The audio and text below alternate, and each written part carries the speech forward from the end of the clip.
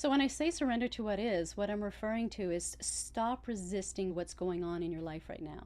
So what that means is when you are resisting, when you are complaining, when you are judging your situation, when you're saying that something shouldn't be a certain way, you are resisting what's going on in your life. And when you choose and decide to actually accept what's going on in your life right now, you'll be amazed at how much better you'll feel. So when I say stop resisting, or when I say accept things exactly the way they are, I'm not saying give up. I just want to be clear that I'm not saying to give up. What I'm saying is just accept the fact that your situation is the way it is, period. So resisting, judging, being upset about it is not going to change your situation. It's just prolonging your suffering and pain. So what you do is you just accept it. So for instance, if you're $10,000 in debt, instead of saying, oh my God, I'm $10,000 in debt, I don't know what I'm going to do, I'm going to be, I'm going to have these financial problems forever, I'm never going to find another job. When you're saying all that, you are resisting what is. Instead, when you accept it, you say, you know what, I'm $10,000 in debt. And that's it.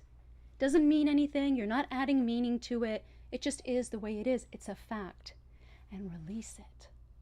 And when you release it, you'll be amazed what comes into your life, because you're letting go of all that negativity. It is the way it is, period. So accept it, move forward, let it go.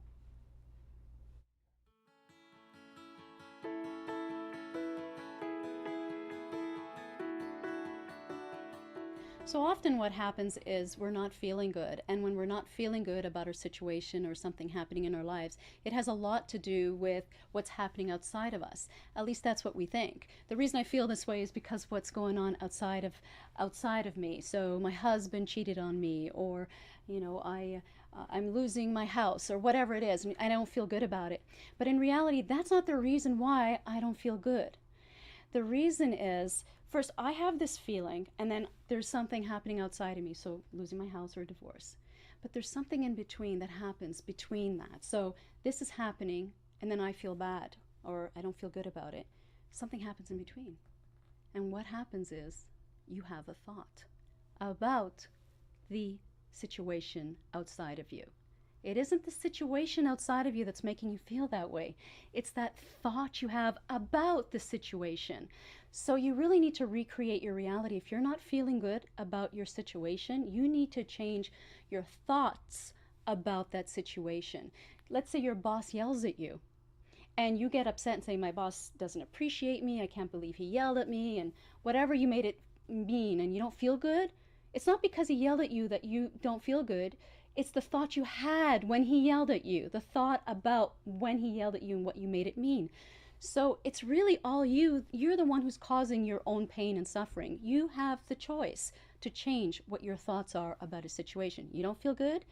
Change your interpretation about the situation and really recognize, you know what, I'm not feeling good right now. Why is that? What am I thinking about this situation? Oh yeah, now I realize I made up this whole story and I don't even know if it's true or not.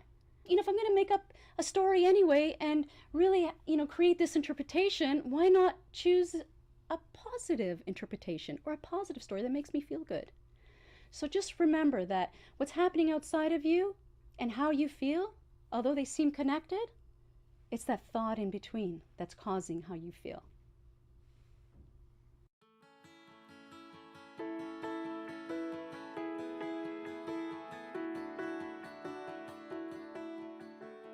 So there are times when you're going through a difficult time, you just don't know where to turn. And you're trying to find the answers and figure out how to get out of your situation or find a solution to your situation. And often what we do is we go and ask our friends and coworkers and anyone we can find and get some advice from other people. And the truth is they'll answer you, but they're going to answer you from their shoes, their experiences, their limiting beliefs, and give you their answer based on that. That has nothing to do with you. That has nothing to do with your life and your experience and your situation. So what's really important is to really recognize that you have all the answers yourself, within yourself. Sometimes we don't trust ourselves because we are not tapped into our intuition. When we're going through a difficult time, a lot of times what happens is we have this fog and we can't think clearly. And that's why it's important to take the time to really be good to yourself during these difficult times and really get clear. So if you can meditate, journal, exercise is really great to gain clarity and feel good. And it really helps you with getting the answers. So what I say is listen to the whispers. Messages are being sent to you all the time. But often what we do is when we get these messages, we ignore them. We don't trust the messages, or sometimes we don't even like what we are being told.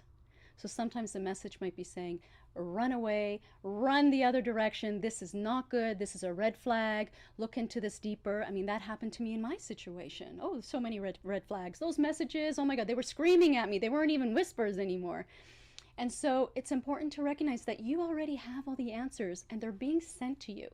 Now, you could call it whatever you want.